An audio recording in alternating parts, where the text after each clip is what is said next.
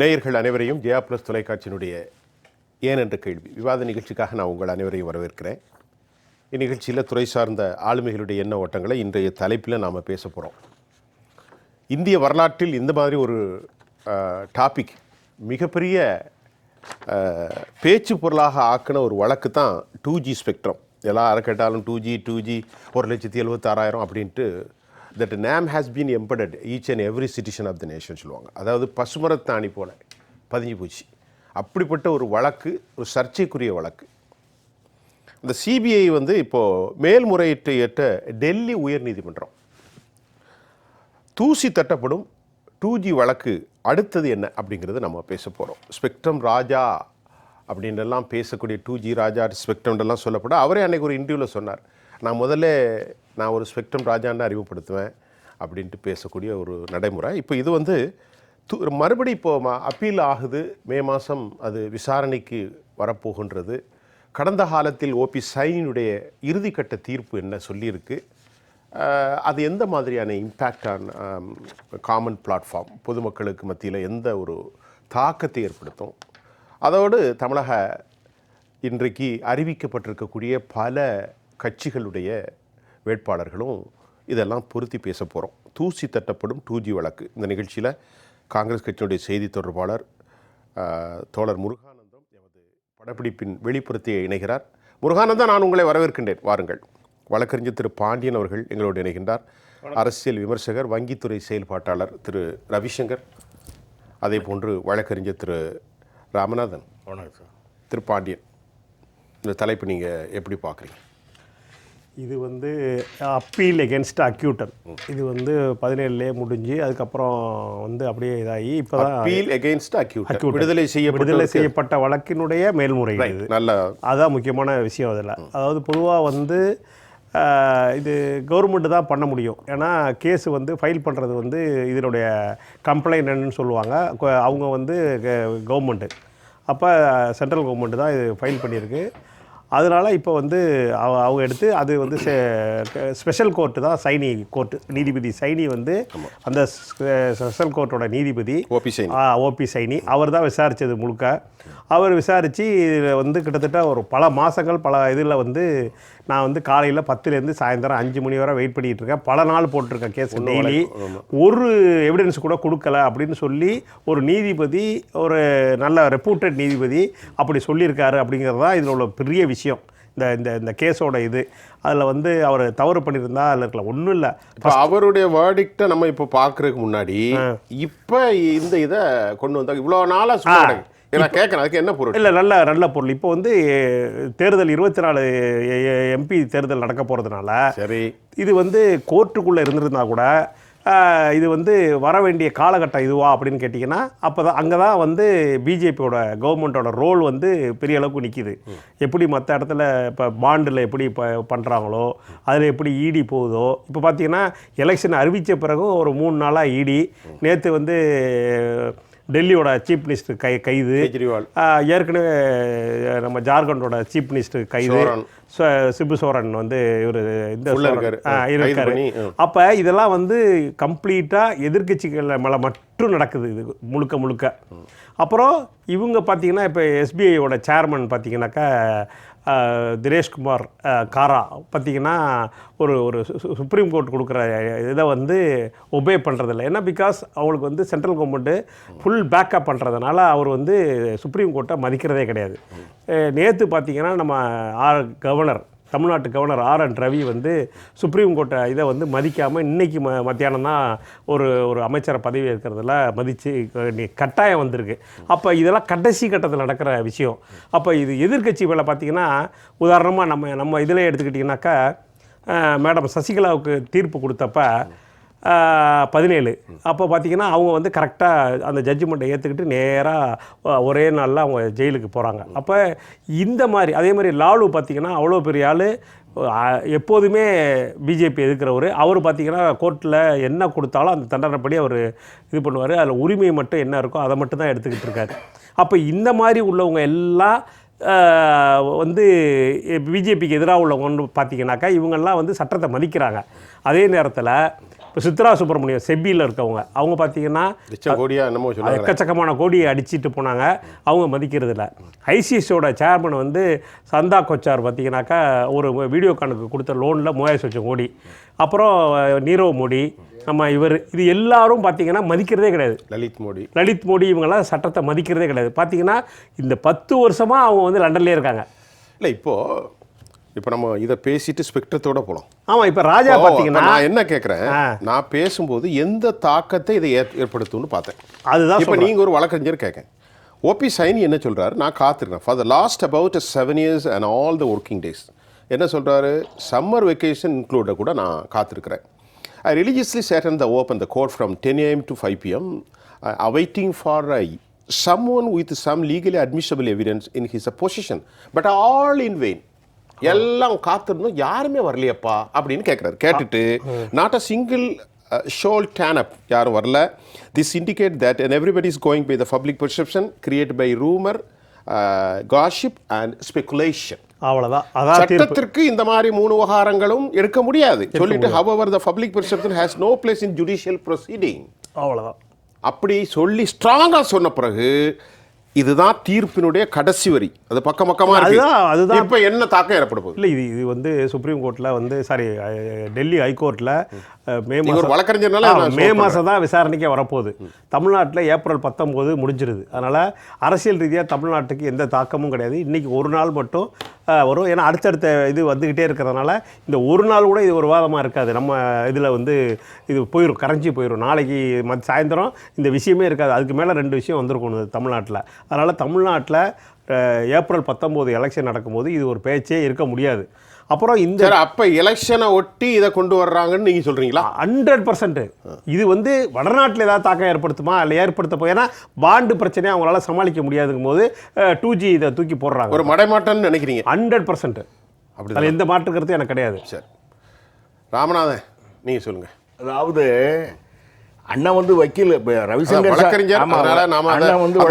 சொல்லிட்டோம். அதாவது ஒரு நாளைக்கு உயர்நீதிமன்றத்திலையும் உச்சநீதிமன்றத்திலையும் ஆயிரக்கணக்கான வழக்குகள் பட்டியலிடப்படுகின்றன. அது வந்து 2017க்கு பின்னால் அப்பீல் போட்டதற்கு பின்னால், விடுதலை ஆனதுக்கு பின்னால் ஐயா நீங்கள் படித்தீங்க, நான் வந்து காத்துக்கொண்டே இருந்தேன். அவர் தீர்ப்பில் தான் எழுத, நான் ஒன்றும் படிக்கல. இல்லை அதான் அந்த தீர்ப்பை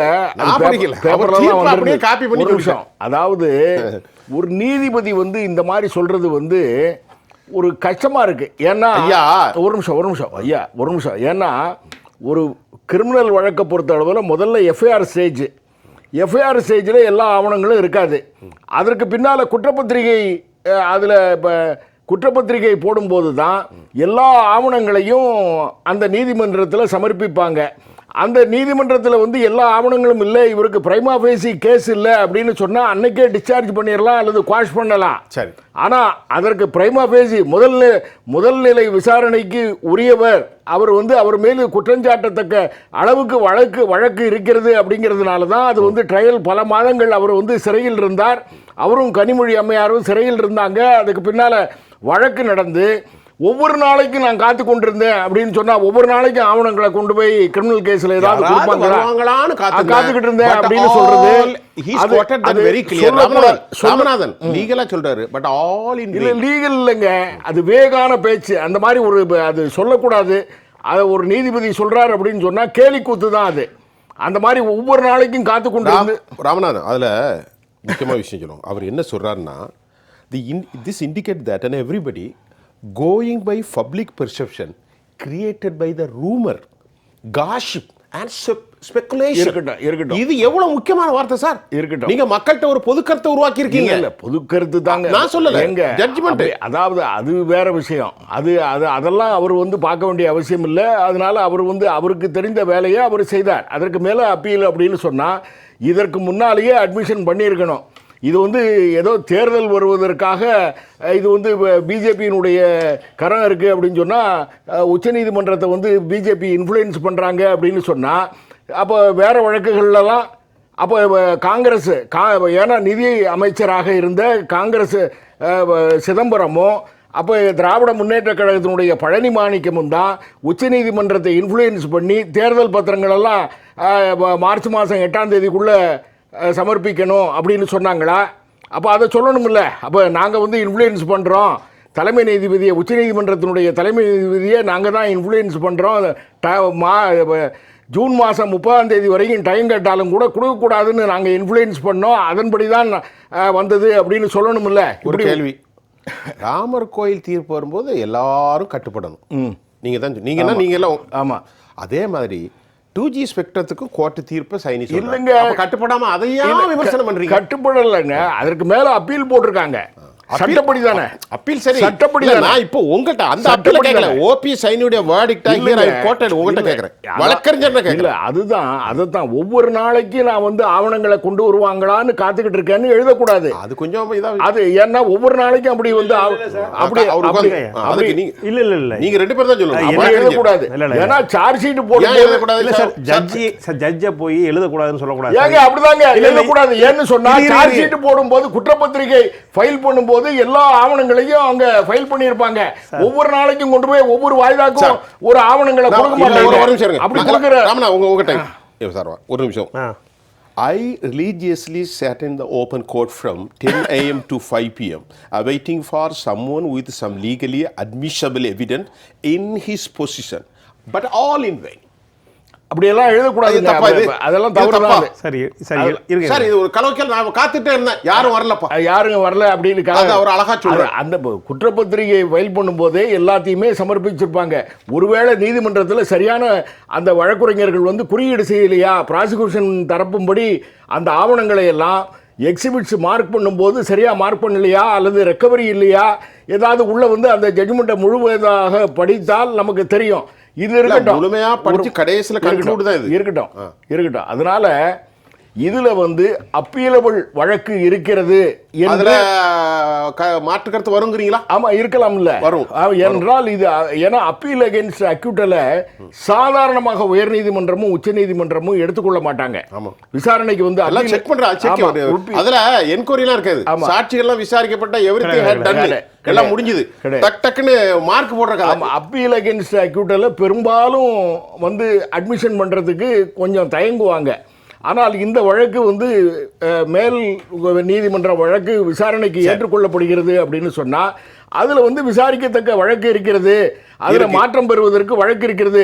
ஐயா சொன்னாங்க, இதில் வந்து பிஜேபிக்கு எதிரானவர்கள் தான் லல்லு பிரசாத் யாதவ், லலித் மோடிக்கு கடன் கொடுத்தது காங்கிரஸ், அவருடைய கூட்டணி கட்சி காங்கிரஸ் தான் கடன் கொடுத்தது.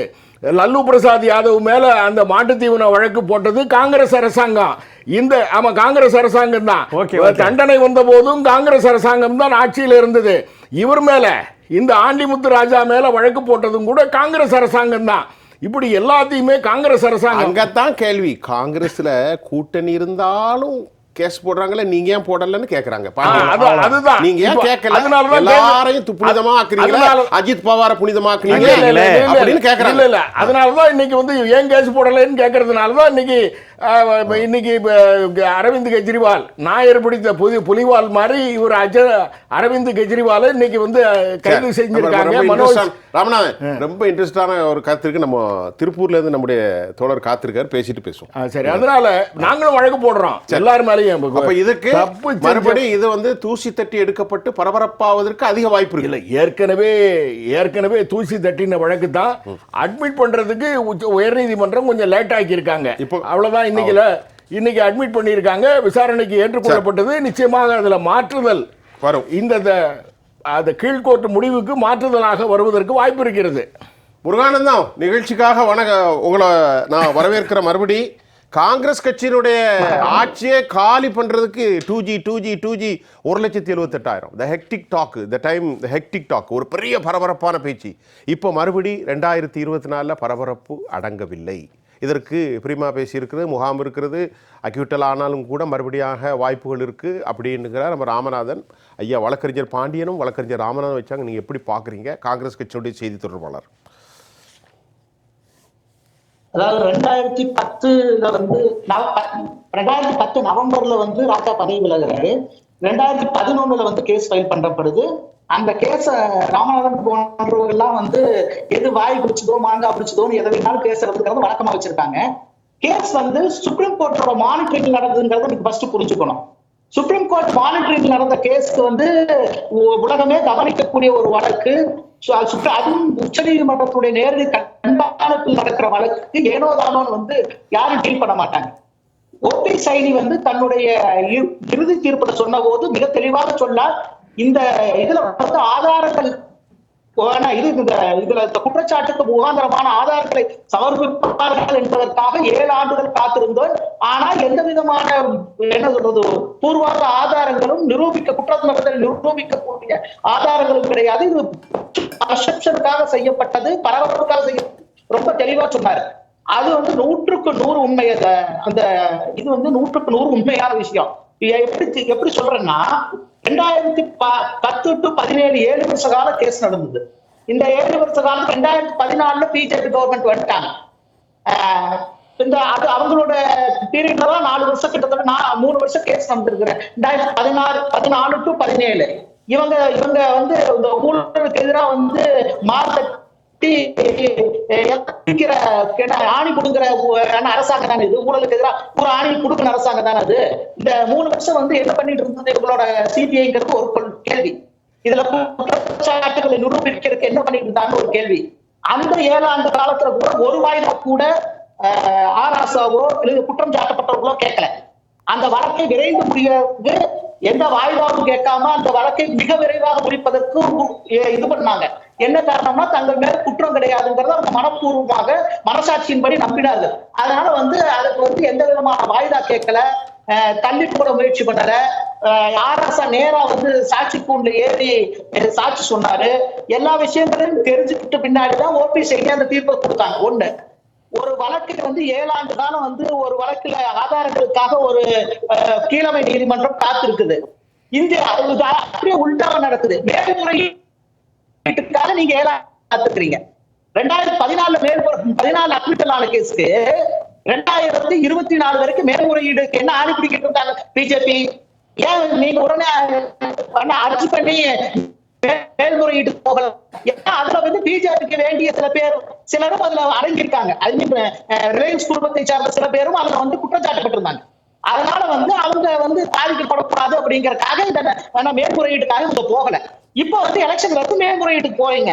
அதை வந்து மேல்முறையீட்டுக்கு இவ்வளவு காலம் வந்து காலம் தாழ்த்தி போறதுக்கு பின்னாடி அரசியல் இருக்குதுங்கிறது சின்ன குழந்தைக்கு கூட தெரியும். விரல் சூப்பிட்டு இருக்கிற குழந்தைக்கு கூட தெரியும். ராமநாதனுக்கு தெரியாம இருக்கலாம். ஏன்னா பூனை கண்ணம் மூடிடுச்சுன்னா பூலோகம் இருந்துச்சுன்னு உட்கார்ந்து இருக்கிறவங்களுக்கு இதை பாக்குற இதெல்லாம் கிடையாது. இது ஒண்ணு. 2வது வந்து அரவிந்த் கெஜ்ரிவால், ஹேமந்த் சோரன் போன்றவர்கள் மீது தேர்தலுக்கு முன்னாடிதான் வந்து அமலாக்கத்துறை வழக்கு பதிவு செய்து அவ்வளவு வேகமா இதெல்லாம் நடக்குது. பாலியல் பிரின்பூஷன் சிங் மேல நீங்க கையவே தொட கிடையாது. இதுல உத்தரப்பிரதேசல இதை ஏற்றி கொண்ட அஜய்குமார் டெனி மேல எந்த நடவடிக்கையும் கிடையாது. மறுபடியும் சீட் கொடுத்துருக்கீங்க. விவசாயிகள் மேல காரை ஏற்றி கொண்டவங்க கூட அப்பாவுக்கு வந்து மறுபடியும் சீட் கொடுத்துருக்கீங்க. நீங்க பார்லிமெண்ட் எலெக்ஷன் ரன் பண்றதுக்கு, மக்களவை தேர்தல் ரன் பண்றதுக்கு சீட் கொடுத்துருக்கீங்க. இந்த நாட்டில் இருக்கக்கூடிய எல்லா அயோக்கியத்தனங்களையும் கூடாரமாக பிஜேபி இருக்குது. அயோக்கியர்களும் புகலிடம் பெற்றிருக்கிறாங்க. இன்றைக்கு பாலியல் குற்றவாளிகள், ஊழல்வாதிகள், இன்னைக்கு எலக்ட்ரல் பாண்ட் விஷயத்தை நீங்க என்ன நடந்துட்டு இருக்குன்னு பாருங்க. உச்ச நீதிமன்றத்தை வந்து அதாவது உச்ச நீதிமன்றம் திரும்ப திரும்ப கொட்டி வாங்க வேண்டியது இருந்து உங்ககிட்ட ஸ்டேட் பேங்க் கிட்ட. ஒரு நாட்டினுடைய மிகப்பெரிய பொதுத்துறை வங்கி இந்த நாட்டினுடைய மாபெரும் நீதி அமைப்புக்கு வந்து எந்த விதமான ஒரு என்ன சொல்றது குறைந்தபட்ச குற்றவட்சி கூட இல்லாம வந்து நீதி அமைப்பின் முன்னாடி போய் நாங்க வந்து விவரங்களை தர முடியாதுன்னு சொல்லுது. அயோக்கியத்தனம் இது. அந்த எஸ்பிஐக்கு பின்னாடி ஒளிஞ்சிருக்கிறது யாரு? இதே அரசாங்கம் தானே. அரசாங்கத்துக்கு வேண்டியவங்க தானே. அரசாங்கத்தினால யாரெல்லாம் அபராதம் அவங்களுடைய பட்டியல் வெளியாகக்கூடாதுங்கிறதுக்காகத்தான் ரொம்ப கவனமாக வந்து திரைகளை போட்டு ஊழலை மூடி மறைச்சிட்டு இருக்கிற ஒரு அரசாங்கம் இது. ஊழல் மேல படுத்து உறங்கி கொண்டிருக்கிற அரசாங்கம் மோடியினுடைய அரசாங்கம். அதை வந்து எலக்ட்ரல் பாண்ட் விவகாரம் வந்து அது தெளிவா சொல்லிருச்சு. இதை செய்வதற்காக பழிவாங்கறதுக்காக எதிர்க்கட்சியை சேர்ந்த தலைவர்கள் மீது ஒப்புச்சப்பில்லாத வழக்குகளை வந்து நீங்க போட்டுக்கிட்டு அது என்ன சொல்றது கூண்டு கிளியா இருக்கு பிரதமர் சொன்னார். சிபிஐக்கும் புலனாய்வு கூண்டு கிளியா இருக்குன்னு சொன்னாங்க. இன்னைக்கு அது வேட்டை நாயாகவும் வெறிநாயாகவும் மாறி இருக்குது. சாதாரண வந்து ஜனநாயகத்துக்கு எதிராக செயல்படக்கூடிய வேட்டை நாயாக இன்றைக்கு சிபிஐ மற்றும் புலனாய்வு அமைப்புகள் மாறி இருக்குது. இந்த வேட்டை நாயாகவும் வெறிநாயாகவும் மாற்றுவது சாதனை. திராவிட முன்னேற்ற கழகம் காங்கிரஸ் கட்சி கூட்டணியில் இருக்கும் போதே, கூட்டணி பேச்சுவார்த்தை நடந்து கொண்டிருக்கும் போதே அறிவாலயத்தில் வேட்டை நாயாக பாய்ந்தது யாருடைய ஆட்சியில? காங்கிரஸ் கட்சியினுடைய சிபிஐயும் ஈடியும் தானே பாய்ஞ்சது. அதை சொல்லணும். வேட்டை நாயாக லல்லு பிரசாத் யாதவ் மேலேயும் மற்ற தலைவர்கள் மேலேயும் பாய்ஞ்சது எந்த ஆட்சி காலத்தில்? காங்கிரஸ் காலத்தில் தானே. மிசா காலத்தில் அத்தனை தலைவர்கள் மீதும், இங்கே திராவிட முன்னேற்ற கழகத்திலிருந்து பாரதிய ஜனதா கட்சியினுடைய தலைவர்களிலிருந்து அத்தனை பேர்கள் மீதையும் மிசா காலத்தில் வேட்டை நாயாக பாய்ந்தது எந்த காலத்தில்? காங்கிரஸ் கட்சியினுடைய ஈடியும் போலீஸும் இவர்களுடைய ஆட்சி காலத்தில் தானே வேட்டை நாயாக பாய்ந்தார்கள். இந்த வேட்டை நாயாக பாய்ந்தது எத்தனை அரசுகள் மீது? இஎம்எஸ் நம்பூதிரிபாட அமைச்சரவையிலிருந்து கடைசியாக அவர்கள் கலைத்த ஜவஹர்லால் நேரு காலத்தில், இந்திரா காந்தி அம்மையார் காலத்தில், ராகுல் காந்தி காலத்தில் அவர்கள் எத்தனை அரசுகளை கலைத்து வேட்டை நாயாக செயல்பட்டார்கள் அப்படிங்கிறத பேசணும்னா தனியாகவே பேசலாம். அதை பத்தி ஒன்றும் பிரச்சனை இல்லை. வேட்டை நாயாக செயல்பட்டது யாரு அப்படிங்கிறத நம்ம வந்து பேசுவதற்கு தயாராக இருக்கலாம், பேசுவதற்கு தயாராக இருக்கலாம். முருகானந்தன் சார், நீங்க நீங்க கொஞ்சம் அமைதியா இருங்க, கொஞ்சம் அமைதியா இருங்க. நீங்க ஆமா, நீங்க அமைதியா இருங்க. நீங்க இதே மதுபான கொள்கையில டெல்லியில வேட்டை நாயாக பாய்ந்தது காங்கிரஸ் தான் அப்படிங்கிறது வந்து நாட்டு மக்களுக்கு தெரியும். நாட்டு மக்களுக்கு தெரியும் சோனியா காந்தி அம்மையார் எப்படி எல்லாம் செயல்பட்டார் அப்படின்னு தெரியும். 272 இடங்கள் இல்லாமலேயே அப்துல் கலாம் அவர்களிடம் போய் எனக்கு மெஜாரிட்டி இருக்கிறது என்று பொய் சொல்லி வேட்டை நாயாக இந்த நாட்டை ஆள வேண்டும் என்பதற்கெல்லாம் அவர்கள் முயற்சி செய்தார்கள் என்பதெல்லாம் தெரியும். இதே ஆமா, நீங்க பிரிட்ஜ் பூஷனுக்கு போனீங்க, நீங்க டாபிக்குள்ள போகல, நீங்க பிரிட்ஜ் பூஷனுக்குள்ள டாபிக்குள்ள போனாரா அவரு? மதுபான கொள்கையில டெல்லியில, இதே மதுபான கொள்கையில டெல்லியில அரவிந்த் கெஜ்ரிவால் இன்னைக்கு கைது செய்யும் போது இவர்கள் எதிர்க்கிறார்கள். முருகானந்தன் நீங்க கொஞ்சம் அமைதியா இருங்க, அப்புறம் பேசினா நல்லா விளங்கும். ஏன்னா ரொம்ப எக்கோ அடிக்கிறனால ரெண்டு பேரும் பேசலாம், கொஞ்சம் ஃப்ரீயா இருங்க, நான் உங்களுக்கு டைம் தரேன். இன்னைக்கு இந்த இண்டி கூட்டணிக்குள்ள அரவிந்த் கெஜ்ரிவால் வந்ததுனால அவருடைய கைதை எதிர்க்கிறாங்க. அவருடைய அமைச்சரவையில் இருந்த மணிஷ் சிசோடியா அவர்களை கைது செய்யும் போது டெல்லி மாநில காங்கிரஸ் கட்சி அந்த கைதை வரவேற்றது. அதுதான் வரலாறு. அப்ப அமைச்சரை கைது செய்ததை காங்கிரஸ் கட்சி வரவேற்கிறது, முதலமைச்சரை கைது செய்தது நீங்க இண்டி கூட்டணிக்குள்ள வந்துட்டாங்கன்னா புரிதர் ஆயிடுவாங்களா? பிரிட்ஜ் பூஷனை பத்தி சொல்றாங்க, எப்பமா ஒரு கம்ப்ளைண்ட்டை கொடுக்குறாங்க, அதுக்கு முன் விரோதம் இருக்கிறது. எப்ப சம்பவம் நடந்தது? 2015 எங்க நடந்தது? வெளிநாட்டுல. அன்னைக்கு பிரிட்ஜ் பூஷன் வெளிநாட்டுல 2015 வரவே இல்லையம்மா அப்படின்னு கேட்குறாங்க. இல்ல 2016 இருக்கும் அப்படின்னு சொன்னா நீங்க அன்னைக்கு அந்த வெளிநாட்டுக்கு போகவே இல்லையே அப்படின்னு சொல்றதுனால தான் அதை விரிவாக பேசணும்னா பேசலாம். அதனாலதான் புலன் விசாரணை வந்து தடைப்பட்டு அப்படியே நிற்கிறது. ரவிசங்கர் சார், இப்போ அரசியல் வந்து இந்த பழி வாங்குதல், இது சமீப காலமாக இணைப்பற்ற ஒரு இந்திய கூட்டாட்சி முறையில் பார்க்குறோம். பரஸ்பரம் எதிர்க்கட்சிகளும் ஆளுங்கட்சிகளும் ரொம்ப முரண்படுது. ஆக்சுவலி இந்தியாவினுடைய அரசியலமைப்புக்கு உட்பட்டு எலக்ட்ரோல் சிஸ்டம் எப்படின்னா ஒரு ஆமிக்கபிள், ஒரு பரஸ்பரம் ஒரு ரெசிப்ரோகேஷன், ஒரு அண்டர்ஸ்டாண்டிங், ஒரு reconciliation. If there issue among the leaders, தலைவர்கள் இருந்தாலும் கூட அவங்க பேசி முடிக்கணும். ஆனால் அப்படிப்பட்ட ஒரு யதார்த்த சூழல் காணப்படவில்லை. பழிவாங்குதல் என்று இவர்கள் அவர்களை சொல்கிறது, ஆனால் அவர்கள் இவர்களுக்கு பேசுகிறது. இப்படிப்பட்ட ஒரு சூழல் வங்கித்துறை செயல்பாட்டு மட்டும் இல்லை, பொது ஊடக ஆர்வலராக எப்படி பார்க்குறீங்க இன்றைக்கி இருக்கக்கூடிய கரண்ட் சினாரியோ? சார், நீங்கள் கேட்ட அந்த இது வந்து எல்லாருக்குமே, ஆல் தி சிட்டிசன்ஸ் ஆஃப் இந்தியாவுக்கு இந்த ஒரு விஷ் இருக்கும். அதாவது இந்த மாதிரி அரசியல் இருக்கலாமே, எதிர்க்கட்சி உங்களுடைய கொள்கையெல்லாம் பற்றி பேசுங்க, ஆளுங்கட்சி அவங்களுடைய கொள்கையை பற்றி பேசட்டும். பட் எல்லாம் முடிஞ்சதுக்கப்புறம் வெளியில் போகிறச்ச எல்லாமே ஃப்ரெண்ட்ஸாக இருக்கணும். அப்படி தான் இருந்துச்சு கடந்த இருந்துச்சு. இப்போ அந்த மாதிரி இல்லைங்கிறச்ச இது வந்து ரொம்ப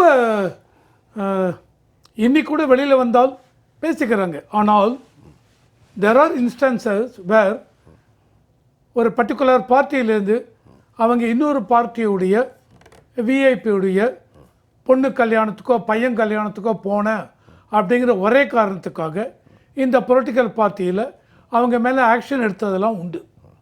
ஸோ இதெல்லாம் இருக்குது. இதை வந்து நாட்டு நடப்பு ஜனநாயகம் அப்படின்னு வரும்பொழுது இப்போ அமெரிக்காவில் இப்போ பிரசிடெண்ட்டு எலெக்ஷன் நடக்க போகிறது. இந்த 2024 மறுபடியும் பிரசிடெண்ட் எலெக்ஷன். ஆமாம். இது வரைக்கும் ட்ரம்ப் ஜெயிச்சுட்டு வர்றார் அவருடைய பிரைமரி இதில். ஸோ ரிப்பப்ளிகன் பார்ட்டி மூலம் ட்ரம்ப்பை வந்து நாமினேட் பண்ணலாம். இதில் வந்து பைடன் டெமோக்ராட்டிக் பிரைமரிஸ் எல்லாத்தையும் ஜெயிச்சுட்டு வர்றார், அவரை நாமினேட் பண்ணலாம். எலெக்ஷன் முடிஞ்சதுக்கப்புறம் நீங்கள் பார்த்தீங்கன்னா யார் ஜெயிக்கிறாங்களோ அவங்க என்ன சொல்கிறாங்க, எங்களுக்கு தோற்று போனவங்க எங்களுடைய முழு சப்போர்ட்டு அந்த இவருக்கு கொடுக்குறோம் அப்படிங்கிறாங்க. அண்ட் அதை மாதிரியே செஞ்சு காமிக்கிறாங்க. இந்தியாவிலையும் அந்த மாதிரி இருந்தால் நல்லா இருக்குங்கிறது எல்லாருக்குமே அதனுடைய ஆசை உண்டு. பட் இப்படியே போகாது. கண்டிப்பாக இந்தியாவில் மாற்றங்கள் வருது. இப்போ என்ன பிரச்சனை என்னென்னா, அரச யுனானிமஸ் பாடி அரசியல் பாடியாக மாறி வருதா அப்படிங்கிற ஒரு கேள்வி எழுது. இப்போ என்னென்னா, central bureau of investigation, national investigation agency, ED, income tax department எல்லாமே ஒரு தனித்துவம் வாய்ந்த அரசமைப்பு. இது காங்கிரஸ் கட்சி இருந்தாலும் சரி, பிஜேபி வந்தாலும் சரி, யாரும் வந்தாலும் சரி, இந்த ஏஜென்சிகள் எல்லாம் அரசியல் அமைப்புக்கு எதிராக அரசியத்துவம் படுகிறதா, பொலிட்டிசிசமாகப்படுகிறதா? எப்படி ஃபீல் பண்ணுறீங்க? அப்படிப்பட்ட அந்த ஒரு ஃபீலிங் இருக்கு. அதாவது லாஸ்ட் ஒரு 60 வருஷம் 50-70 வருஷம் பார்த்தீங்கன்னா காங்கிரஸ் பீரியட்ல அது இருந்திருக்கு. ஆமாம். 1957ல் 356 அப்ளை பண்ணிட்டாங்க. ஆமாம், 356 so many number of times, 111 முறை. எக்ஸாக்ட்லி. ஆனால் பிஜேபி பீரியடு நீங்கள் எடுத்து பார்த்தீங்கன்னா அது என்னமோ பிஜேபிக்கு அது ஒரு பாலிசியாக இருக்குது. 356 யூஸ் பண்ணி எந்த ஒரு ஆட்சியும் நான் முடிச்சிடுறேன், அதுக்கப்புறம் இது பண்ணுங்க, நோட் பண்ணிக்க. எந்த ஒரு ஆட்சியும் 356 கிட்ட கலைச்சது இல்லை இந்த 10 வருஷம் அவங்களுடைய இதில். ஆனால் இவங்க என்ன சொல்லுவாங்க, மற்ற பொலிட்டிக்கல் பார்ட்டியை அவங்களுடைய எம்எல்ஏ இதெல்லாம் இந்த பக்கம் இழுத்துன்னு வந்து ஆட்சியை இது பண்ணாங்க சொல். அது வந்து அரசியல் சாசன சட்டத்துக்கு உட்பட்டு சார் நீங்கள் வந்து டிஃபெக்ஷன் அதுக்கு இவ்வளோ 1/3 இருந்தால் அதை அவங்க வந்து மாறலாம் அப்படிங்கிறச்ச அது வந்து சட்டத்திலே இருக்குது. நீங்க சொல்லுவீங்க அதே மாதிரி 356 சட்டத்துல தானே இருக்கு. ஆனால் 356 இதுவரைக்கும் இந்த 10 வருஷத்துல பிஜேபி யூஸ் பண்ணது இல்லை. அண்ட் 92 93 அந்த பொம்மையுடைய இதுக்கப்புறம் சுப்ரீம் கோர்ட் எஸ்ஆர் பொம்மை வழக்கினுடைய தீர்ப்பு எல்லாத்திலையும் பேசப்படும். ரொம்ப முக்கியமான என்ன பண்ணேன் சார், அது அவருடைய தீர்ப்புக்கு அப்புறம் 356 யூஸ் பண்ணணும் அப்படின்னாலே எந்த ஒரு political பார்ட்டியும் they have to think twice. கண்டிப்பா twice or many times. Supreme court மேல இருந்து பார்த்துட்டு இருக்காங்க. நீங்க டிஸ்மிஸ் பண்ணி அடுத்த ஒரு வாரத்தில் சாரி நீ பண்ணது தப்பு அவனை ரீஇன்ஸ்டேட் பண்ணுன்னு சொன்னா சரியா போச்சு, கண்டிப்பா முடிஞ்சு போயிடும். அதனால பட் எனக்கு ஒரு ஆதங்கம் இருக்கு. என்ன ஆதங்கம் அப்படின்னா, இப்போ நம்ம 2G கேஸ் எல்லாம் பத்தி பேசிட்டு இருந்தோம். 2G தான் இப்போ பேசுறோம். அந்த 2G கேஸில் நீங்கள் பார்த்தீங்கன்னு வச்சுங்களேன், ஜட்ஜ்மெண்ட் கொடுத்து 2017 ஷைனியை வந்து எல்லாரையும் அக்யூட் பண்ணிட்டார். ஆல் தி பீப்புள் எல்லாரையும் அக்யூட் பண்ணி இந்த கேஸ்ல ஒன்றுமே இல்லை. அவர் என்ன ஜட்ஜ்மெண்ட்டில் சொல்கிறாருன்னா, ஏதோ 1-2 ஃபேக்ட் இருக்கிறத பூதாகரமாக பெருசு பண்ணி ஒரு அஸ்ட்ரானமிக்கல் லெவலில் அவங்க எக்ஸாகரேட் பண்ணி அந்த எவிடன்ஸ் எல்லாம் இந்த மாதிரி கொண்டு வந்து காமிச்சிருக்காங்க. அத்தனை பேர் மேலேயும் ஒரு சாட்சியம் இல்லை, எவிடன்ஸும் இல்லை. அவர் ஒன்று கோட் பண்ணுறாரு, அது தமிழில் சொல்லணும்னா ஜோடிக்கப்பட்ட வழக்கு. எனவே இந்த வழக்கு தொடர்வதால் தொடர்ந்தவர்களாலவே நிரூபிக்க முடியல, இதை சொல்வதில் எனக்கு எந்த தயக்கமும் இல்லைங்கிறார். இதுதான் எனக்கு வந்து என்ன ஆதங்கன்னு நான் சொல்ல வந்தேன். அதாவது நான் வந்து I am not criticizing any judgments. I am not criticizing the judges. I am talking in a public you have a right to criticising judgement பண்ணலாம். ஆனால் ஜட்ஜிக்கு உள்நோக்கம் இருக்கிறது என்று மட்டும்தான் சொல்லக்கூடாது. ஜட்ஜ்மெண்ட்டை நம்ம யாரும் பண்ணலாம். இப்போ அதுல தவறு இல்லை. இப்போ ரீசன்ட் கேசஸ்லாம் எடுங்க. இப்போ ஈவன் இந்த கேஸ் ஷைனி கேஸ் எடுங்க. எங்களுக்கு எந்த ஒரு டாக்குமெண்ட்ரி எவிடன்ஸும் ப்ராப்பராக கொடுக்கவில்லை. சொல்லுங்க, இந்த கேஸில் இது இது இது இது இவ்வளோ இது கொடுத்தாங்க. இதில் இந்த சார்ஜஸை ப்ரூவ் பண்ணுறதுக்கு இதில் ஒன்றும் இல்லை அப்படின்னு நீங்கள் சொல்லணும். இப்போ என்ன பண்ணிருக்காங்க, 2018 மார்ச் 2017 ஜட்ஜ்மெண்ட் வந்தது. All the people are acquitted. March 2018 இவங்க என்ன பண்ணுறாங்க, அப்பீலுக்கு போயிருக்காங்க. அப்பீலுக்கு போகும் பொழுது என்ன சொல்லியிருக்காங்க, சார் இது இப்போ கொண்டு வரல, மார்ச் 2018 அப்பீல் பண்ணது. அன்னைக்கு கேஸ் எடுத்தாங்க. இது வரைக்கும் 125 ஹியரிங் இந்த அப்பீலுக்கு இவங்களுக்கு பர்மிஷன் கொடுக்கலாமா வேண்டாமா, அது 125 ஹியரிங் நடந்திருக்கு. 125 7 ஜட்ஜஸ் மாறி இருக்காங்க. இப்போ அதுக்கப்புறம் 8வது ஜட்ஜி இவர் வந்து இன்னைக்கு என்ன சொல்றார், எஸ் இவங்க அப்பீலுக்கு போகலாம், we give the permit it and இது கீழே அந்த அளவுக்கு பிரைமா ஃபேசி இதெல்லாம் இவர் சொல்றாரு இப்போ இருக்கு. அதனால this is a fit case for appeal. Delhi high court. அதனால டெல்லி ஹைகோர்ட் சொல்லிட்டு நெக்ஸ்ட் லிஸ்டிங் மே 28 நினைக்கிறேன். ஆமா ஆமா மே 28 கொடுக்கறாங்க. கிட்டத்தட்ட கடைசி கட்டமாயிரும் இந்தியாவுடைய தேர்தல் கலாச்சாரத்தில். இதுல இப்படி நீங்க பாத்தீங்கன்னா 3 நாளைக்கு முன்னாடி இந்த சமயத்துல பிஜேபி சொல்லி இவங்க கொண்டு வந்தாங்க. சொல்ல முடியாது, வாய்ப்பில்லை. நீங்க வேணா சொல்றவங்க என்ன வேணாலும் சொல்லலாம். சரி, என்ன ப்ராப்ளம்னா நான் இப்ப சொன்ன மாதிரி மார்ச் 2018 பண்ணது 125 ஹியரிங் நடந்துருக்கு. இப்ப கொண்டு வந்திருக்காங்கன்னா right. Ask the High Court. Let the High Court say why there is a delay. கண்டிப்பா. So BJP cannot be held responsible. Sir சொல்லும்போது நீங்களே பேசுங்க. 7 ஜட்ஜஸ் மாறினது, 125 ஏறி இது அப்பீலுக்கு வந்து யார் ஃபைல் பண்ணுறான்னு நான் இப்போ ஏற்கனவே என்னுடைய இதில் சொன்னேன். என்ன சொன்னேன், கவர்மெண்ட் சார்பாக கவர்மெண்ட் அட்வொகேட்டு தான் பொதுவாக வந்து ஸ்பெஷல் கோர்ட்லேருந்து இப்போ இது வந்து ஹைகோர்ட்டுங்கிறதுனால அங்கே உள்ள கவர்மெண்ட் அட்வொகேட்டு பண்ணுவாங்க. இந்த பீரியடு ஃபுல்லாக பிஜேபி கவர்மெண்ட் இப்போ 17லேருந்து 24 வரை நடந்துகிட்டு இருக்கு. அப்போ சார் ராம்நாத் சாருக்கு நல்லாவே தெரியும், இந்த பீரியடு ஃபுல்லாக பிஜேபியோட ஒரு அட்வொகேட்டு தான் வந்து அங்கே கவர்மெண்ட் அட்வொகேட்டாக இருப்பாங்க. கண்டிப்பாக இதான் எல்லா இதுலேயும் எந்த அரசியல் கட்சியும் நடக்கிறது. அப்போ இந்த டெல்லி ஹைகோர்ட்டில் இந்த கவர்மெண்ட் அட்வொகேட்டு பிஜேபி சார்பாக இருப்பாங்க. அவங்க தான் இதை எடுத்துகிட்டு போய் ப்ரெஷர் கொடுக்கணுமே ஒழிய 7 ஜட்ஜுக்கு இது வேலையே கிடையாது.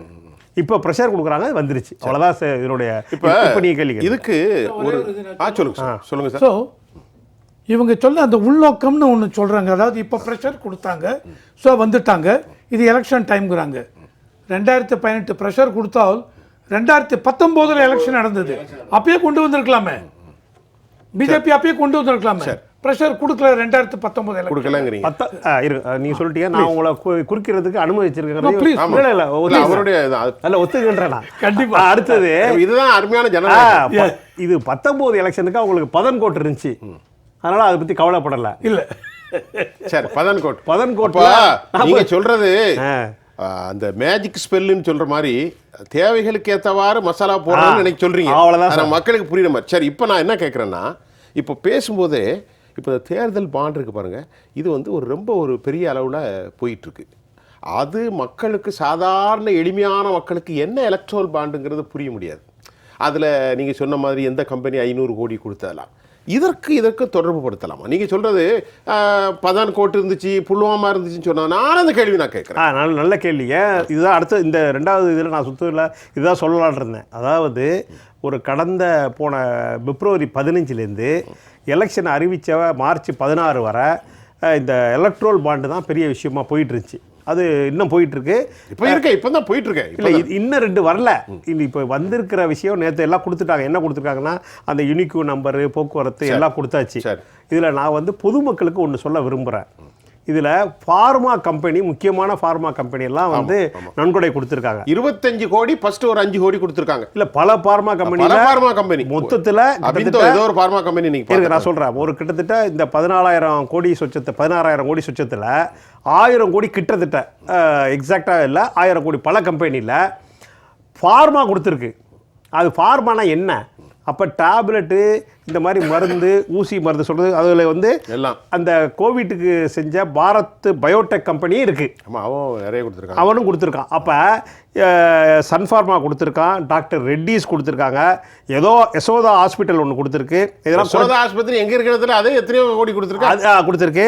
அந்த பெரிய பேசிக்கிட்ட அந்த ரெமிசிடர் அந்த மருந்து இருக்கு பார்த்தீங்களா, அந்த மருந்துக்கு உள்ள கம்பெனி கொடுத்துருக்கு. ரெட்சிமியோர் அது என்ன மருந்து? அப்போ நாங்களாம் பேசணும் ஜேஆர்டிவியில்.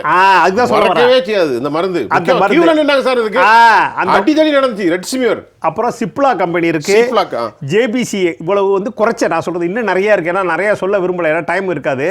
அப்ப ஃபார்மா கம்பெனியில் கொடுத்துருக்குன்னா யார் சாப்பிட்ற மாத்திரை, சாதாரண மக்கள் சாப்பிட்ற மாத்திரை மருந்து, இவ்வளோ பேர் வந்து அங்கே வந்து வேற ஒரு காரணத்துக்காக பணம் கொடுத்துருக்காங்க, பாண்டு வாங்கி அதில் எல்லா மேக்ஸிமம் ஆளுங்கட்சிக்கு போயிருக்கு அப்படின்னு வச்சிரும்போது, அப்போ பார்த்தீங்கன்னா அவங்களுக்கு வந்து நிறைய இடத்துல அந்த டெஸ்ட் பண்ணும்போது, குறிப்பாக மகாராஷ்டிராவில் தான் நிறைய நடந்திருக்கு, அதில் போய் டெஸ்ட் பண்ணும்போது அந்த மருந்து வந்து தரமற்ற மருந்து, மக்கள் சாப்பிட்றதுக்கே அருகதையற்ற மருந்து, அதெல்லாம் விற்கிறதுக்கு தான் அவங்க கொண்டு இந்த பாண்டை வாங்கி கொண்டு கொடுக்குறாங்க. இப்போ ஒரு கேள்வி என்னன்னா, இப்போ நம்ம அமித்ஷா என்ன சொல்கிறாருன்னா, பொதுவாக பேனலிஸ்ட் ராமநாதன் ஐயாவை மாதிரி ஆட்களும் சரி, பொதுவாக அவர் என்னுடைய நண்பர்கள் அவர் கோட் பண்ணுறேன், ஏன்னா என் மீது வழக்கு போட மாட்டார், அது ஒரு விவகாரம்.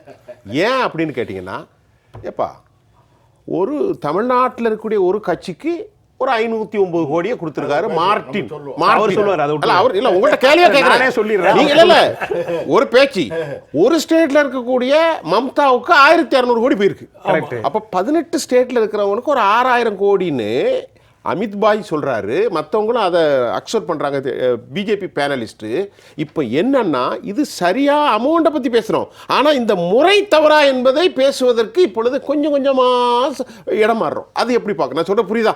அதாவது அமௌண்ட் நாங்கள் 18 மாநிலத்துக்கு எங்களுக்கு 6000 கோடி சரிதான், ஒரு மாநிலத்துக்கு 1200 கோடினா 18 மாநிலத்துக்கு 28,800 கோடி வரணும்.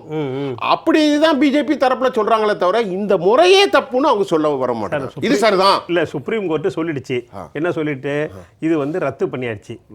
நல்லா புரிஞ்சுங்க, இந்த ரத்து பண்ணதுக்கு அப்புறம் அது வெளில வரப்போகுது. இப்போ 8000 கோடிக்கு பாண்டு அடிச்சு ரெடியா இருக்கு ஸ்டேட் பேங்க்ல. அடுத்து ஆமாம், இது வரல, ஏன்னா வராது இனிமே. அது வந்து அப்போ இந்த எலெக்ஷனுக்கு இவங்க ரெடி பண்ணி வச்சிருந்திருக்காங்க அப்படிங்கிறதான் அதுலேருந்து தெரியுது. ஒன்று, அதே மாதிரி 8000 கோடி இன்னொரு 8000 கோடி. இதெல்லாம் இல்லாமல் இன்னொரு முக்கியமான விஷயம் என்னன்னு கேட்டிங்கன்னா, 18 ஏப்ரல் மார்ச்சுக்கு அப்புறம் 19, அதாவது அந்த 19 எலெக்ஷன் இருக்குது பார்த்தீங்களா, அந்த எலெக்ஷனுக்கு முன்னாடி வாங்கின புள்ளி விவரம் இதில் கிடையாது, அதில் நிறைய பிஜேபிக்கு போயிருக்கு அப்படிங்கிற விவரம் வந்து பின்னாடி வரும். ஆனால் இப்போ வராது, வரும் ஆனால் வராது.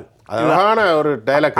வரும், வராது, அப்புறம் இப்போ வராது. அடுத்தது ஐயா சார் இந்த மாதிரி ஒரு கொஞ்சம் முடிச்சிடுறேன். இப்போ 7.5 லட்சம் கோடி ஆயுஷ்மான் அதில் வந்து வந்த விஷயத்த எப்படி மறைக்கிறது, இதை எலக்ட்ரல் பாண்டை எப்படி மறைக்கிறது, இப்படி எடுத்துக்கிட்டே இருக்காங்க. இதெல்லாம் வந்து இப்போ கவிதா அரெஸ்ட் பண்ணியிருக்காங்க. யாரு? தெலுங்கு தேசம். உதாரணத்தை பார்த்தா தெலுங்கானால சஞ்சய் சிங்கி, அப்புறமா ஜெயின், சிசோடியா, கவிதா, அன்னைக்கு நம்ம கெஜ்ரிவால். அதுக்கப்புறம் அது இல்லாமல் காங்கிரஸில் ராகுல பதவி நீக்கம் பண்ணாங்க நடுவில். அதுக்கப்புறம் இப்போ காங்கிரஸோட அந்த இதை வந்து பணத்தை வந்து முடக்கியிருக்காங்க. அப்புறம் மேற்கு வங்கத்தில் அந்த லேடி ஒருத்தவங்க மகுவா மைத்ரா வந்து அவங்க காசு வாங்கினாங்கன்னு பார்லிமெண்ட்ல பேச பெருசா, அமெரிக்காவில் உள்ளவங்க ரொம்ப அற்புதமா பேசக்கூடிய மனுஷன், பெருசா எடுத்து அதை வந்து நீக்கி வந்து வச்சிருக்காங்க. இப்போ அந்த அம்மாவுக்கு வந்து இதெல்லாம் எதை சொல்றீங்க? இதெல்லாம் தப்புன்னா எடுத்திருக்காங்க. தப்புக்கு தண்டிக்கட்டும், அதை பத்தி நம்ம கவலையே இல்லை. எதுக்கு லிஸ்ட் பண்றீங்க? இவங்க எல்லாம் வந்து நாளைக்கு காலையில் யதார்த்தமா பிஜேபி பக்கம் போயிட்டாங்கன்னு வச்சுக்கலாம், எல்லாருமே சுத்தமாயிடுவாங்க. வாஷிங் மிஷின்ல போட்ட மாதிரி பேசலாம் சார். ஒரே நிமிஷம் முடிச்சு, வாஷிங் மிஷின்ல போட்ட மாதிரி மக்களுக்கு வந்து இது புரிய ஆரம்பிச்சிருச்சு சார். அதனால மோடிக்கு வந்து எலெக்ஷன் இந்த மாதிரி விஷயம்லாம் வந்து பயம் வந்துருச்சு. பயத்தினாலதான் இப்ப அடுத்தடுத்த இவர் சார் 400 இடம் ஃபிக்ஸ் பண்றாங்க. 400 400 சார் 271க்கு தான் சார் ஃபர்ஸ்ட் பேசணும். இவங்க அங்க போறாங்க. அப்ப அவர் நம்பிக்கை வைக்கிறது எல்லாரும் வைக்கலாம். இப்போ ஒண்ணு இப்ப சார் ராமநாதன் சார் கூட நாளைக்கு இன்னார்னா எம்பியில் வந்து நல்லா ஜெயிச்சிருவாருன்னு நானே நம்பிக்கை, எனக்கு நண்பர், உங்களுக்கு நண்பர், எனக்கு நண்பர், எல்லாம் அதனால ஜெயிக்கட்டும்னு நினைப்போம் நம்ம. ஏன்னா வேற தெரியாத ஒருத்தர் வரதோட சார் வரட்டும் நினைப்போம். ராமநாதன். ஆமா, அப்ப நம்ம அப்படி பார்க்கணும் நம்ம அந்த இடத்துல. அப்ப இவங்க நம்பிக்கை வந்து வேற சார். இப்ப நான் அவர் ஜெயிக்கணுங்கிற நம்பிக்கை எனக்கு இருக்கு. ஆனா விஷயம் அது இல்ல. இவருக்கு வந்து 400 அங்க மேட்டரே கிடையாது சார். 271 சிக்கல். அங்க இருந்து கீழே போகுது எவ்வளவு ஒண்ணு. அது நம்ம அடுத்த தலைப்புல பேசுவோம் எப்படி சிக்கல்னு. இல்ல இப்ப இந்த தலைப்புல கிடையாது, வேற ஒரு தலைப்பு வரும். அப்ப இது மட மாத்திரத்துக்கு ஒரு பயத்தினால அடுத்தடுத்து எடுத்து போட்டுக்கிட்டே இருக்காங்க. பிஜேபிக்கு ஏற்பட்ட பயத்தால மோடிக்கு ஏற்பட்ட பயம் இப்பைக்கு. ஏன்னா அவர் தான் மொத்த பிம்பம். இல்ல நீங்க அத மோடி சர்க்கார் ஆப்கி பார் மோடி சர்க்கார், அதனால பிஜேபி இல்லாம மோடின்னு அவன் சொல்லுங்க. கேரண்டி அவர் தானே கொடுக்குறாரு நமக்கு. பப்ளிக்கு கொடுக்க சொல்லுங்க, இந்த ஃபார்முலா கொடுக்க சொல்லுங்க. ஒரு நிமிஷம் இருங்க, சார்ட்ட போயிட்டு உங்கள்கிட்ட வர, நீங்க நிதானமா பதில் சொல்லுங்க. சார்ட்ட போயிட்டு வர ஒரு நிமிஷம்.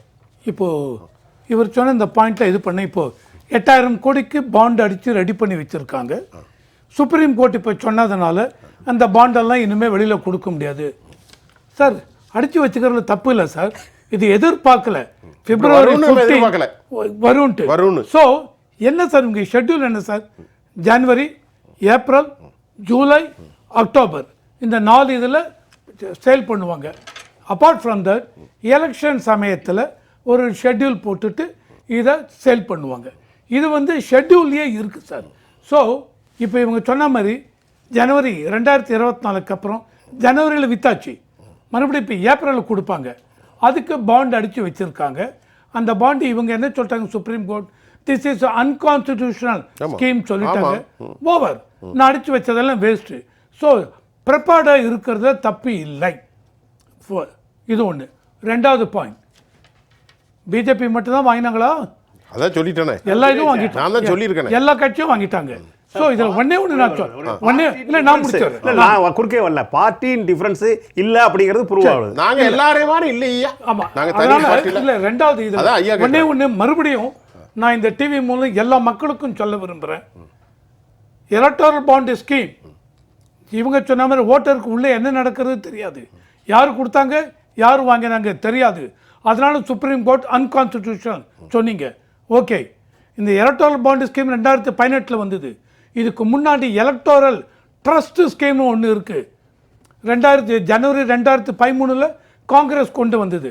அது பிரகாரம் இன்னைக்கு கூட 18 எலக்டோரல் ட்ரஸ்ட் இருக்குது, ஆக்டிவாக இருக்குது. அந்த எலக்டோரல் ட்ரஸ்ட் மூலம் வாங்கிறது டோட்டலி டிரான்ஸ்பரண்ட்.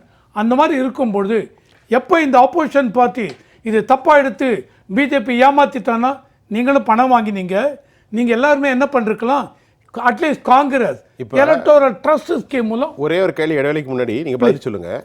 பிஜேபி தப்பு பண்ணிச்சு, காங்கிரஸ்ங்கிற பேச்சு இல்ல. According to constitution the privileges I have a right, I am a citizen, I want to know about யார் who is a beneficiary, who is given whom அப்படி எல்லாம் தெரியணும். இது வந்து fundamental right of our constitution. கண்டிப்பா நான் என்ன கேக்குறேன், let me know something sir. அதுதான் எனக்கு அந்த சிலவற்றை பத்தி எனக்கு தெரிவதற்கு உரிமை இருக்கிறது. உரிமை இருக்கு. அப்படி என்றால் நீங்கள் how can you deny? அதுதான் சார் நான் சொல்றேன். சுப்ரீம் கோர்ட் அததான். இங்க சுப்ரீம் கோர்ட்டே நீங்க பார்த்தீங்கன்னு வச்சுங்க sir, is it not important one? கண்டிப்பா it is not a sensitive case. நீங்க என்ன பண்ணணும், எல்லா கேஸையும் வந்து ஃபர்ஸ்ட் கம் ஃபர்ஸ்ட் சர்வ் அப்படின்னு எடுக்கக்கூடாது. 2018 இன்ட்ரோடியூஸ் பண்ண ஸ்கீமுக்கு 2024 தான் உங்களால் ஜட்ஜ்மெண்ட் கொடுக்க முடியாது. There are certain cases priority பேஸில் ஈவன் சுப்ரீம் கோர்ட் எடுக்கலாம். இது ரொம்ப இம்பார்ட்டன்ட் கேஸ். இந்த எலக்டோரல் பாண்ட் ஸ்கீம் மூலம் யாரு கொடுக்குறான் ஒன்றும் தெரிய மாட்டேங்கிறது, இது இமிடியேட்டாக எடுக்கலாம் சொல்லிட்டு 2019 சாரி திஸ் இஸ் அன்கான்ஸ்டிடியூஷனல் அப்படின்னு சுப்ரீம் கோர்ட் சொல்லிருக்கலாம். அப்பவே முன்னாடி இது வந்து as a citizen of India என்னுடைய வியூ பாயிண்ட். நான் நினைக்கிறேன் I think it may be they would have a kind of different perception. யாருக்கு ஜட்ஜஸ்க்கு இருந்திருக்கலாம். இந்த இப்போ இன்னைக்கு இருக்கிற சந்திரசூடோட அன்னைக்குள்ளவர் அவர் அப்படி நினைச்சிருக்க மாட்டார். ஸோ 2019 இதே இவ்வளவு நாள் தள்ளி போட்டீங்க. ப்ரியாரிட்டி பேசிஸ், இதை ப்ரியாரிட்டி பேசிஸ் எடுத்திருக்கணும். கரெக்டா அந்த மாதிரி எடுத்திருந்தால் முடிஞ்சிருக்கலாம். அன்னைக்கே அதான் அவருக்கு மாற்றமான ஒரு கருத்து பார்வை இருந்திருக்கலாம். அன்னைக்கே எடுத்திருந்தா இந்த பிரச்சனை வந்திருக்காதுங்கிறீங்க.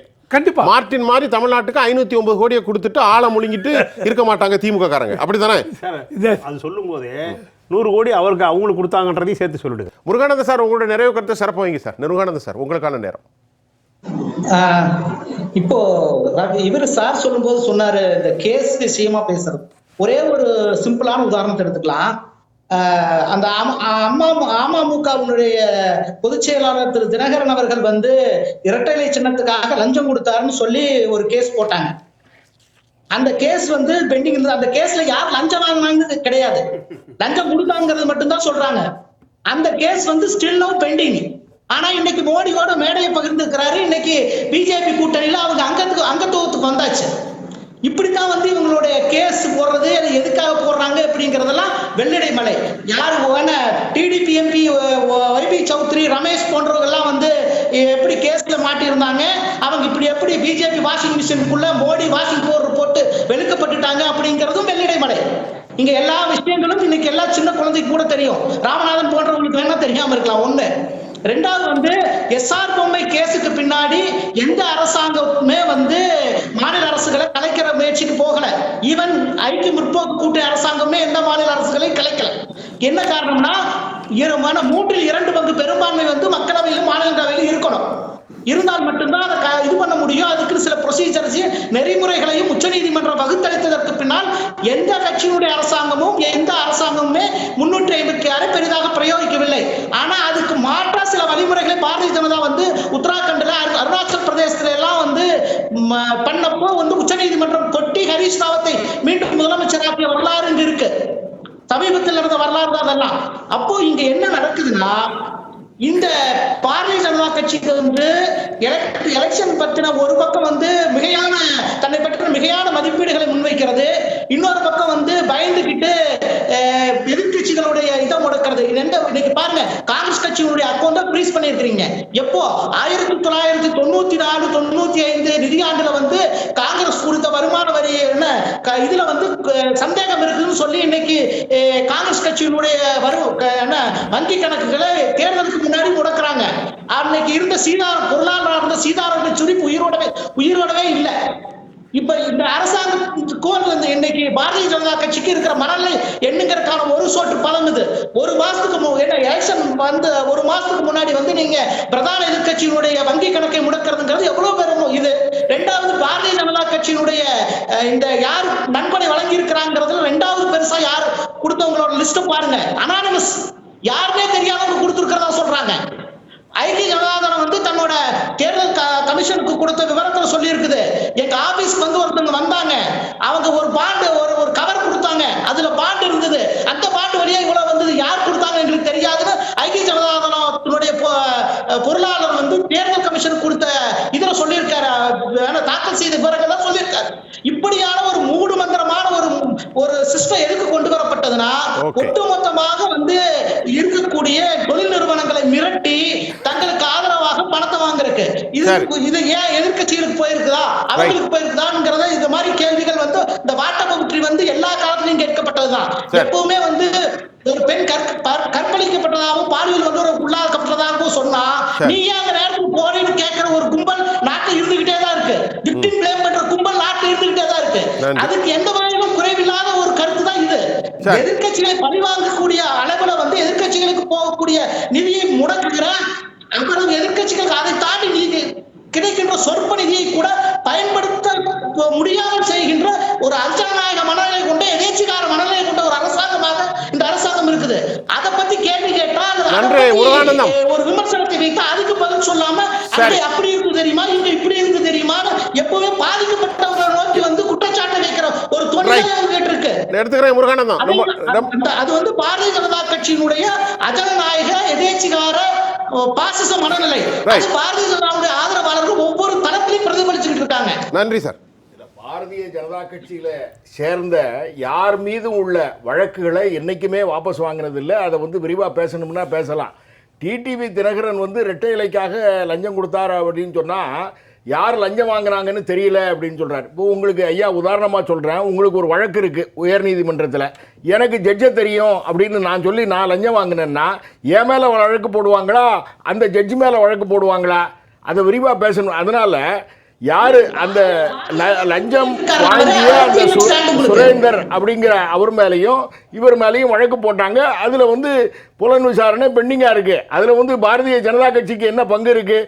அது புலனாய்வு அந்த துறை வந்து அந்த விசாரணையை செய்து கொண்டிருக்கின்றன.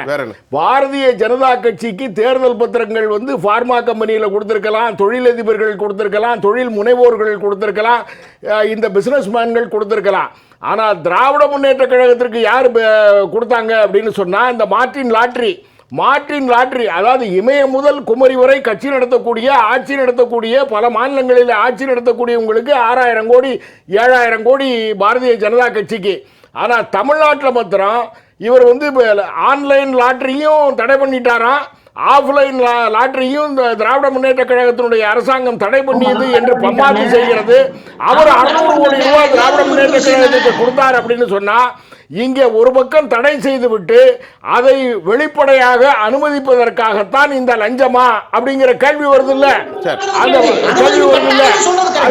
ஏங்க கத்திக்கிட்டே இருக்கீங்க, கொஞ்சம் அமைதியா இருங்களேங்க, கொஞ்சம் அமைதியா இருங்களேன். ஆமா, அதனால இப்ப நீங்க நிறைவு கருத்து தானே. அதனால 1994 இருந்து இன்னை வரையும் பிரச்சனை இருக்கு அப்படின்னு சொன்னா, காங்கிரஸ் கட்சிக்கு ஒரு இன்கம் டாக்ஸ் ப்ராப்ளம் இருக்கு அப்படின்னு சொன்னா அவருங்க ட்ரிபியூனலுக்கு போறாங்க, அதற்கு மேல அப்போலோ ட்ரிபியூனலுக்கு போறாங்க, இன்கம் டாக்ஸ் ட்ரிபியூனலுக்கு மேல போய் அது ஒரு 30 வருஷம் ஹைகோர்ட்டுக்கு போறாங்க, சுப்ரீம் கோர்ட்டுக்கு போறாங்க, எல்லாம் தள்ளுபடி.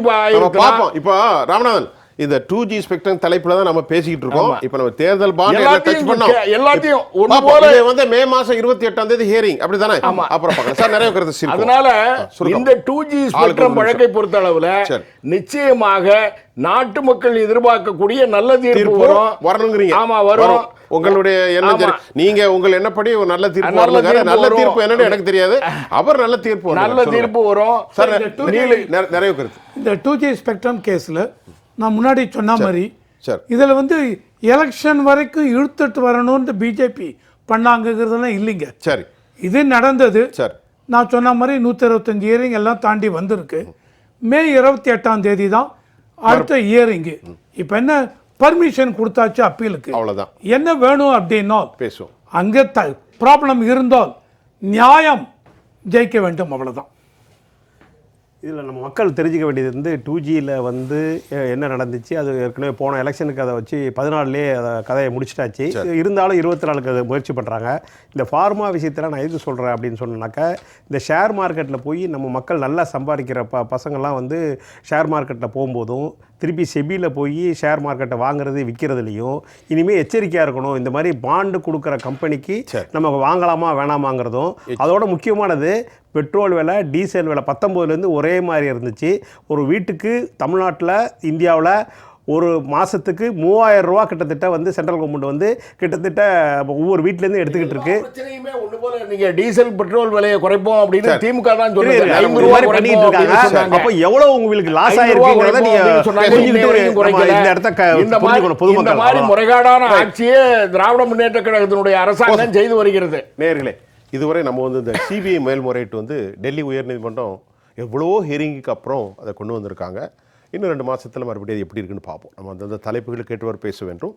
இன்ஸ்டிடியூஷனுடைய ஒவ்வொரு அமைப்பும் அரசியல் அமைப்புக்கு உட்பட்டு நடக்கிறதா என்பது நம்ம இன்றைக்கி விவாதித்திருக்கிறோம். இந்த நிகழ்ச்சியை எங்களோடு தொடர்பு கொண்ட காங்கிரஸ் கட்சியுடைய செய்தி தொடர்பாளர் முருகானந்தம், 2 வழக்கறிஞர்கள் தோழர் பாண்டியன், தோழர் ராமநாதன், அதோடு வங்கித்துறை சேர்ந்த சர்வதேச வங்கித்துறையில் பணியாற்றிய அரசியல் விமர்சகர் திரு ரவிசங்கர், உங்கள் அனைவருக்கும் நான் உளப்பூர்வமான நன்றியை தெரிவித்துக் கொள்கிறேன். வணக்கம். மீண்டும் மற்றொரு களத்தில் நான் உங்களை சந்திக்கின்றேன். அதுவரை உங்கள் அனைவரிடமிருந்தும் நான் உங்கள் சுஃபியான், ஜெயா ப்ளஸ் தொலைக்காட்சிக்காக நன்றி. மீண்டும் சந்திப்போம்.